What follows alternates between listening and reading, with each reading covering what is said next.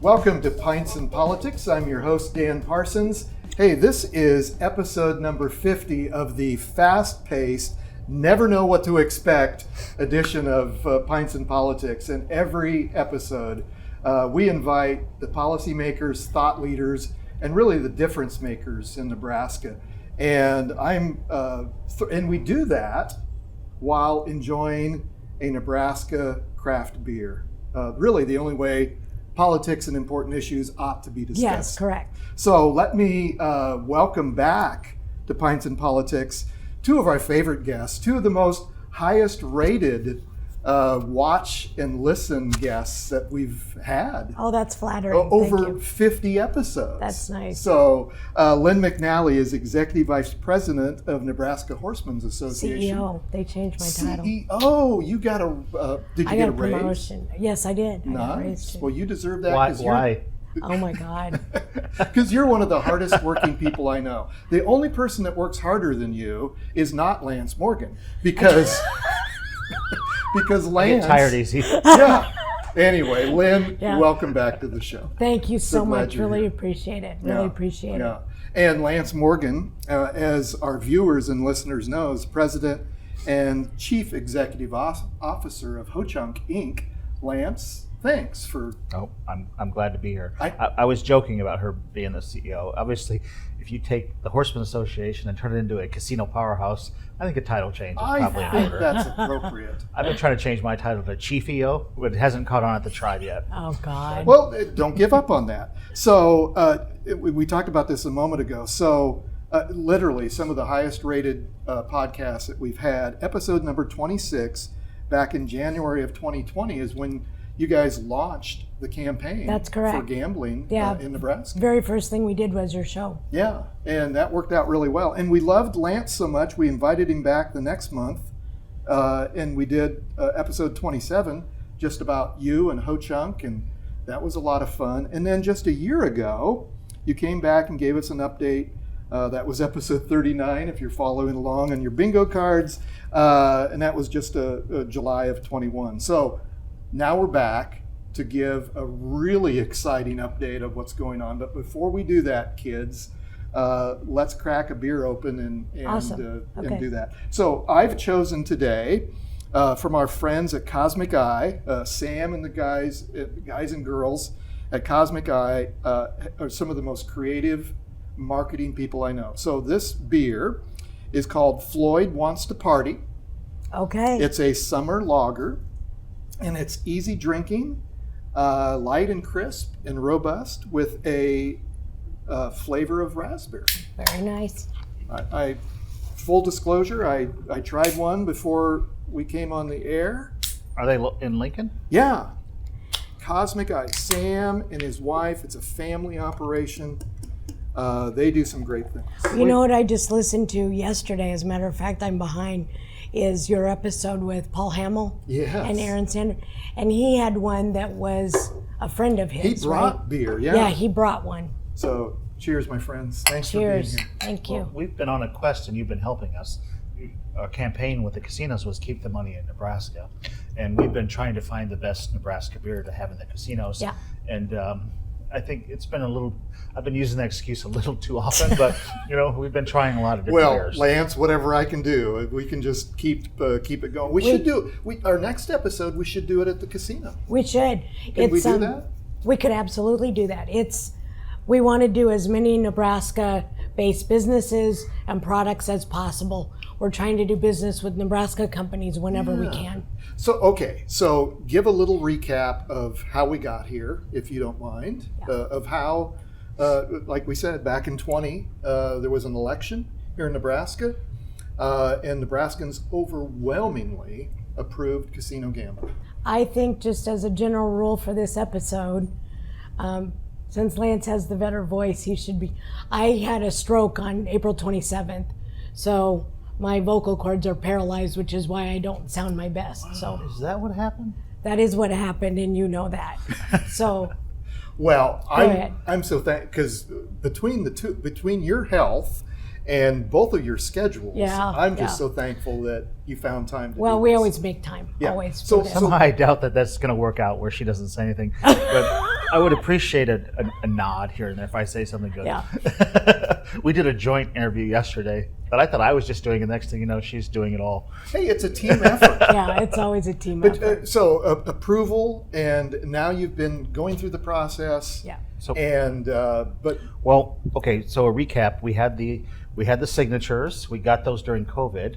That was a real challenge. We had to sue the Secretary of State, and that was a little scary. But we won at the Nebraska Supreme Court 4-3. Sort of, got to keep my job, so that was nice. And then we fought the campaign. We won. We got 69% on one of them. Amazing. Right after the election, I don't know if I said this before on here, but I said if Obama was running against Osama in Nebraska, he couldn't get 69%. Nope. So the people have spoken. And so I think that caused some of the political people who aren't necessarily been supportive of gaming to at least become neutral, and we were able to get some laws in place and the regulations in place.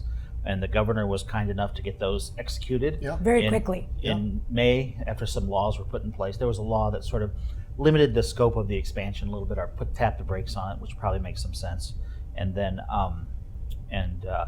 since then we've submitted our license, and we've just broke ground on the Lincoln facility yesterday. Just yesterday. This episode will air in a few days. So you just broke ground for the first casino to be built right here in Lincoln, Nebraska. Yes. How exciting! And so talk about that process of, well, first of all, let me back up, if I may. So in addition to Lincoln, tell me the other locations where there will be, for Ho-Chunk, to build a casino. Well, we own the track. Ho-Chunk Inc. owns the track in South Sioux City. And we're partnered with the Horsemen, and they own the track in Omaha and Lincoln. And then there's a track in Columbus and Grand Island and Hastings. And so they all can do one also. And we're focused on Lincoln and Omaha first, and then we're going to do South Sioux. And I'm not sure of the timing of the other three. Sure. That's not. I've got problems. I got my own problems building three Yeah, already. one thing at a time. Let's build them one at a time. Yeah. And with Lincoln, I think with both Omaha and Lincoln, just so people understand, we're going to do temporary facilities. Lincoln already is a nice facility, and we're going to turn that into a small casino, and then basically build around it. Okay. Build a $300 million casino around it. $300 million casino Yes. around the existing facility. But having a temporary one helps us get started, and helps pay for the $300 million maybe. And then in Omaha, we're gonna break ground here in a few weeks, and it's gonna take a little longer to do the temporary one because they already have a large facility. And what we're gonna do is essentially finish to the extent to a really high level the existing building, and then build around that the newer amenities for it. And so next spring, hopefully, the temporary one in Omaha will work.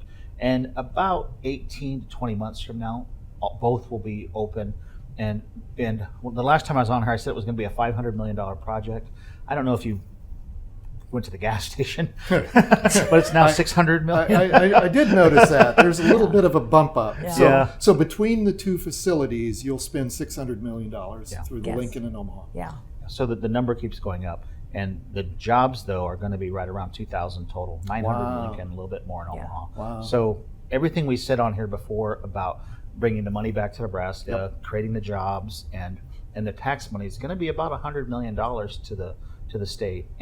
And when we pass the law, the money doesn't just go to the state. 25% of the tax money goes to the community or the county where it's located. And so we'll be one of the largest taxpayers, not just to the state, but in Omaha and Lincoln also.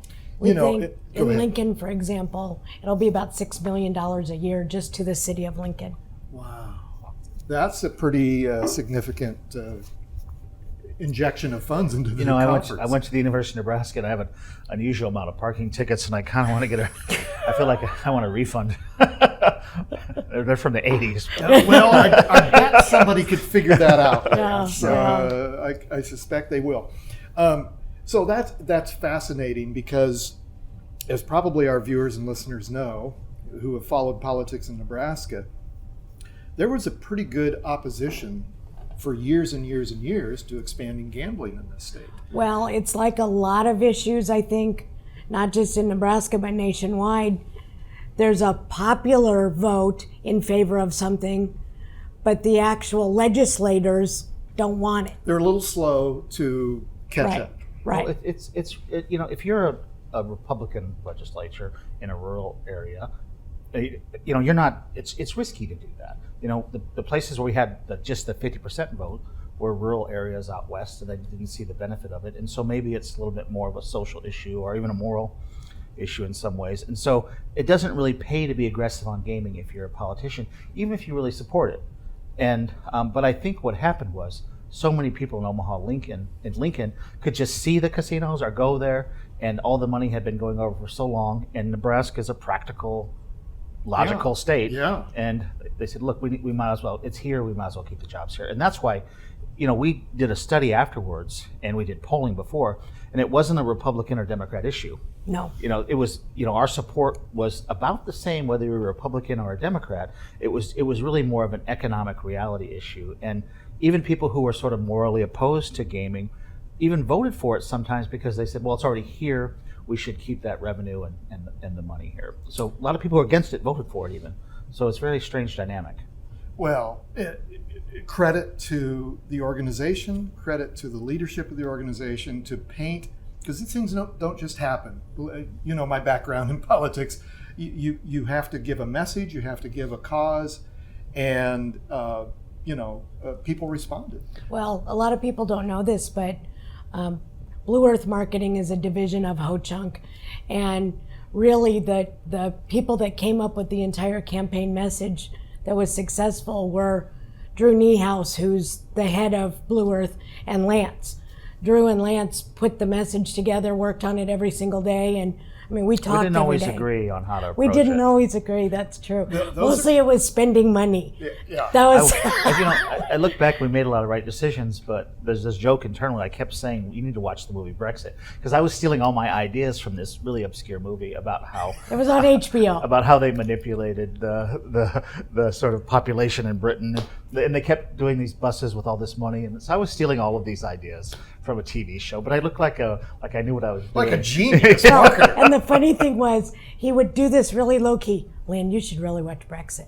And so, I don't know, it was maybe 4 or 5 months after the campaign was over.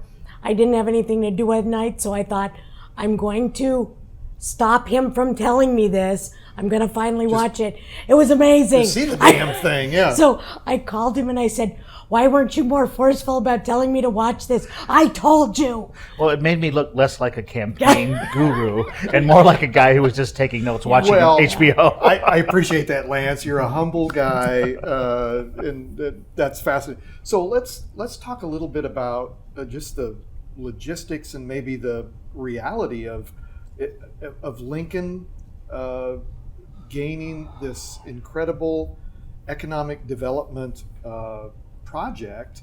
And so here's let me just say something. Please. So, I was on a board that helped Nebraska recruit businesses into the state, and I live on the border with Iowa, and I was the chair of their Chamber of Commerce in the Siouxland area, which is Iowa, South Dakota, Nebraska. And Iowa spends huge amounts of money to attract companies. Nebraska doesn't quite do as much, but they do plenty of incentives. This didn't take any incentives whatsoever. So we created an entire industry that's going to have hundreds of millions of dollars in revenue. It's going to have thousands of employees, and then we're reviving the horse racing industry on top of it. Yes. And we didn't get a penny of incentives from Nebraska to do that. Right. And so I don't think I'm going to get any medal for that because we're doing it for our own reasons. But it's interesting because if it was Google trying to put a call or some sort of a tech center or data center in, we'd have given them all kinds of money. Yeah. And instead, we're going to have real economic activity, and a lot of it's going to be centered in Lincoln. And Lincoln is really going to be the crown jewel. Yes. Omaha's a little bit of a tight land area, and it's a competitive market. Whereas Lincoln, there's no competition, and everybody likes to come to Lincoln. From all around the state. So we're going all in. Man, just imagine those football Saturdays. I know. I've been imagining it, trust me. I bet you have. The Horsemen own properties in Lincoln and Omaha. So we have Lincoln Race Course down here, and then we've got Horseman's Park in Omaha. we're really attached to Omaha. It was the first property we owned. It was the one we opened when Exarban closed. Sure. And it's close to our heart. But Lincoln is really, really, really where we're so proud of it. We can't wait for it to open. It's going to be the racing center of Nebraska. That's so cool. We're acquiring 155 acres next door to us, and we're going to make it the place to race in the state of Nebraska for the majority of the year. Not to mention the fact that Lance is building the nicest casino that will exist in the state of Nebraska in Lincoln. Wow. 5-story hotel. It's going to have a state-of-the-art everything. The steakhouse is going to be really fancy. It's going to be the place to go. I'm just so excited. I can't wait for Lincoln to open in particular. And one of the things about it, I think horse racing was sort of, it was too slow for the modern era, but we've noticed that young people are really into it because it's just different, and it's not digital, it's real. And so you can go and be seen, and it's a day outing. Yeah. And a lot of casinos have they've done what they can to hurt horse racing, but we have a deal. They're the landowners, and we pay them rent.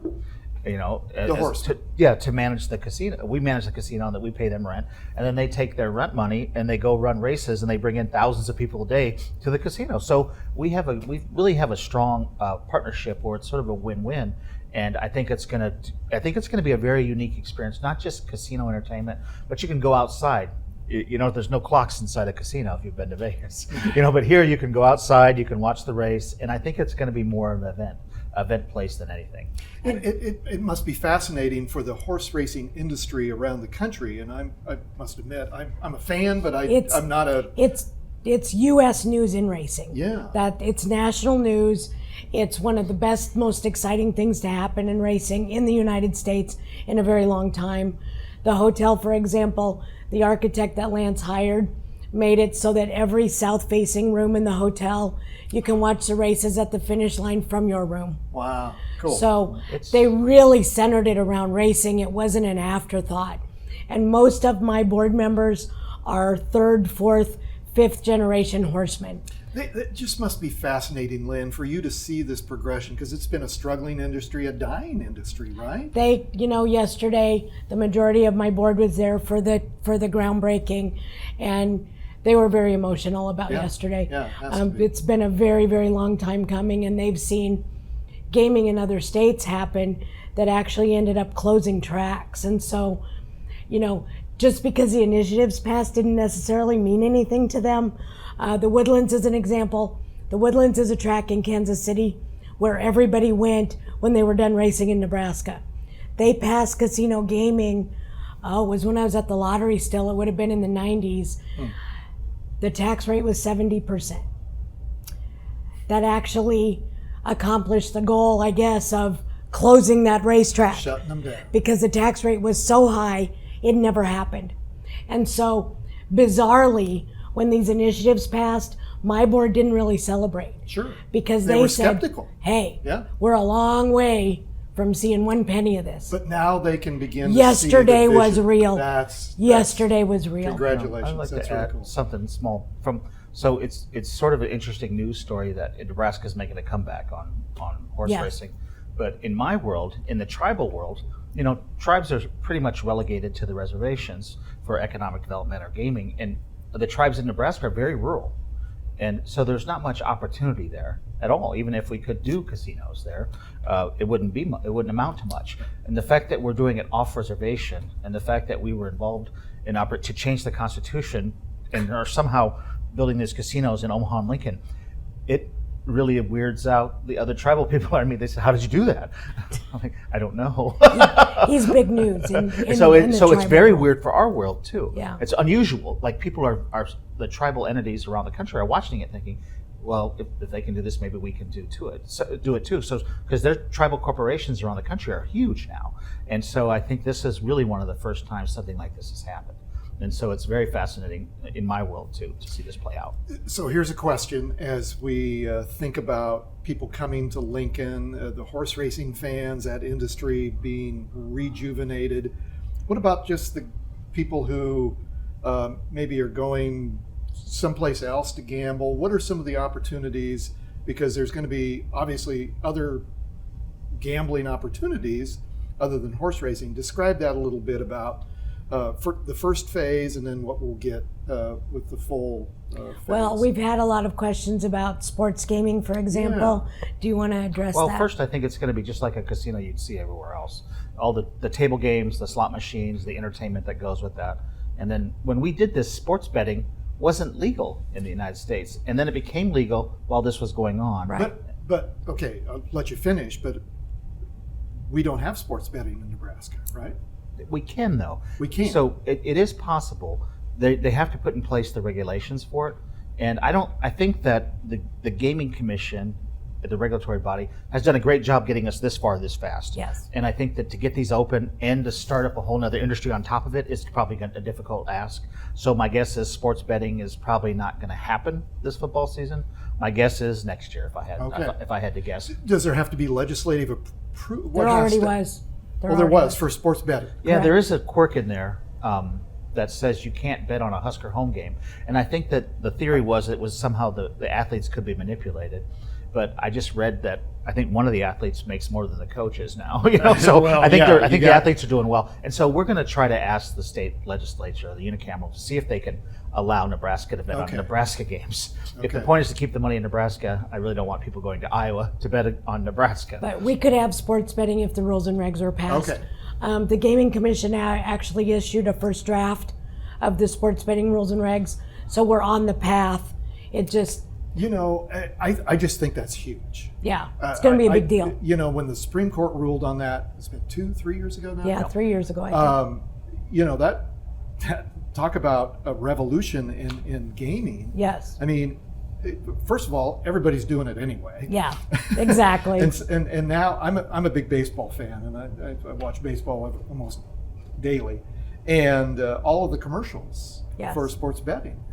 I'm like, well, how can I do that? Yeah, exactly. Oh, I can't do that. Exactly. And I think we will be able to do it in some way starting next year, and then maybe it'll be a little more convenient or faster over time or something. But I think that Nebraska has to figure out how they want to approach it, and they want to do it right, just like they did with the gaming regulations. And so I don't think you should be expected to be betting on a Husker game this year. Yeah. So this is great for Lincoln. It's great for Omaha. Voters statewide, overwhelmingly by nearly 70%, said we want to participate in gaming in Nebraska. What's this mean for the rest of the state? I think that's one of the challenges we face, because there's already 6 horse tracks, and this is limited to horse tracks. But the farthest west is Grand Island. That's it. Grand Island existing. and Hastings. Yeah. And so we proposed one in Norfolk, and other people proposed one in North Platte and Ogallala and Gering. Yeah, I think there's a couple. There was one in Bellevue. We're not for that one. I mean, there's already one in Omaha. Yeah, so, you don't need a Bellevue. No, so that doesn't make sense. But sorry to interrupt, but just to clarify, Lance. So, under the statute and the constitutional amendment, if you have a horse racing track, you can have gaming. Well, in the minute this passed, everybody wanted to build a horse track. And so Nebraska, the unicameral was pretty smart, and I think the governor supported it and put in place a 3-year sort of study that has to be done. And you have to build them and see how it goes, because there's 2 problems. You don't want to oversaturate the market for gaming, and you don't. And the horse racing industry has been on sort of life support, and you've got to have horses to run. Yeah, and so we're in no position to build all of these extra tracks. I think that politically, I think there's a little bit of heartburn with some of the western Nebraska cities, because they feel left out. Yes. And so we support trying to figure out a way to do one in western Nebraska. We think it certainly can support it. Well, think about people from Colorado. I graduated from high school in Ogallala, so I didn't know that. Yeah, so I had a front row seat of all of the Colorado people coming to Lake McConaughey every summer. Gotcha. And so there's that track is pretty well known. So I think those 3 cities that we've talked about west, all of them are probably viable, but I mean, one of them will be viable, but probably not all of them. And so I think that we generally support sort of modest expansion. I think that we're not. a lot of people aren't in favor of a casino on every corner here in eastern Nebraska. And so figuring out how to thread that needle is, I think, with the legislature is going to be a challenge. But I don't think anything's going to happen out west until they figure that out. Otherwise, they're going to have to wait for the study for 3 years. Yeah. Or they'll just come back down here and come to Lincoln and Omaha. Right. But in the meantime, But there's no benefit for their community. There's so. economic opportunity in those communities in western Nebraska. I mean, well, my main concern as a representative of the horsemen is to do a live race day by law, you have to run what's called a breed race, meaning a Nebraska bred horse race. Okay. And last year there were, I believe, 38 registered breeds in Nebraska, not very many. And, you know, if you can have a 10-horse field, that's hardly any horses. Now, this year, for example, there were almost 200 foals already. So we're going to catch up. But normally horses don't run until they're 3 years old. So is that industry of raising horse race? It's being completely revitalized.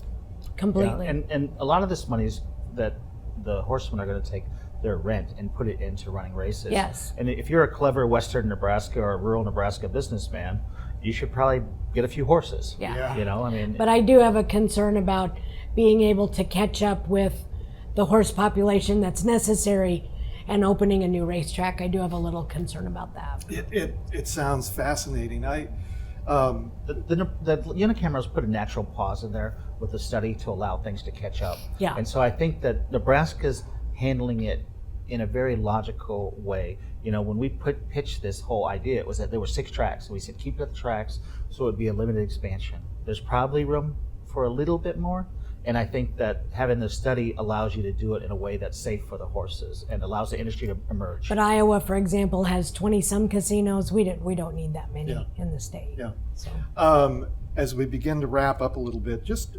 remind our listeners and viewers of the economic impact in Lincoln, Nebraska of this project.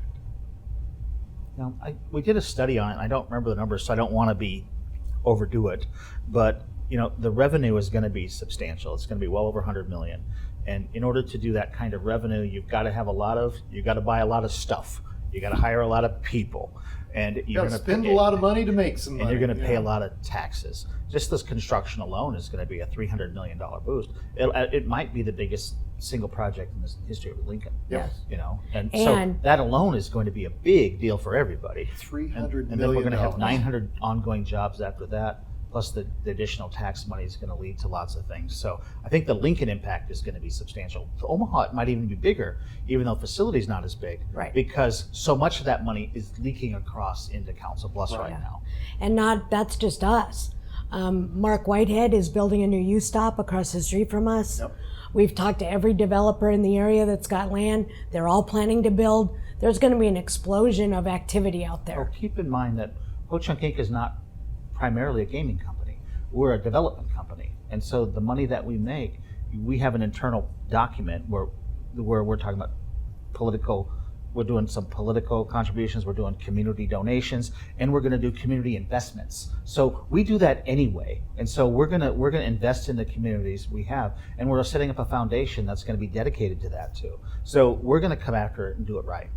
I would urge our viewers and listeners to learn more about Ho-Chunk Inc., go back and watch episode 27, and it's pretty fascinating. I mean, the work that you do, it truly is a benevolent, life-changing work that you're doing for the people that you serve. Well, our reason for existence is to take gaming money and reinvest it back in the community. But it was the tribal casino in 1990s. But that really hasn't changed. And so we're going to do the same thing in the cities where we're located. And we're going to be we're not going to just do donations into the community. We're going to invest in the community on top of it. Yeah. So that's who we are. You know, a little bit of socialism goes a long way. Well, you do it.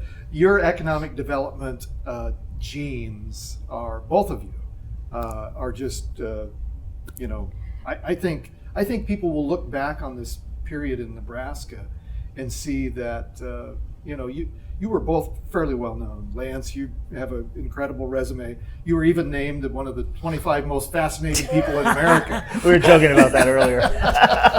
But truly, this is a time I think we'll look back on in Nebraska to see this growth of an industry that maybe people weren't excited about 10 years ago. Right. But now we're seeing this legendary industry of horse racing revitalized. Yeah. And the economic development opportunity is pretty amazing. Well, and something that a lot of people don't know is that I've been lucky enough to work with a lot of Ho-Chunk employees now for 3 years.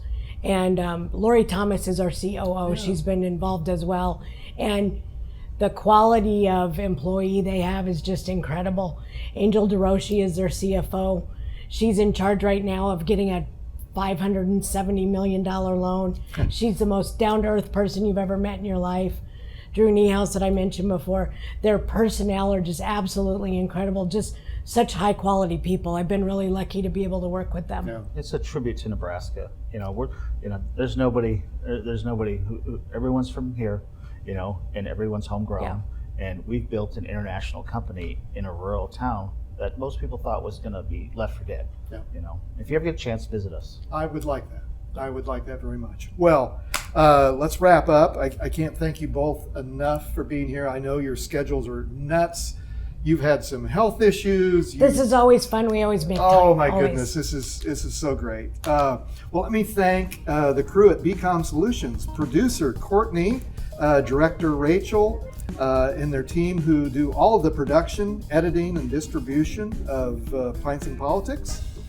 Kim Remington is our operations manager at Parsons Public Relations. Pints and Politics theme music, written and performed by Jack Rodenberg.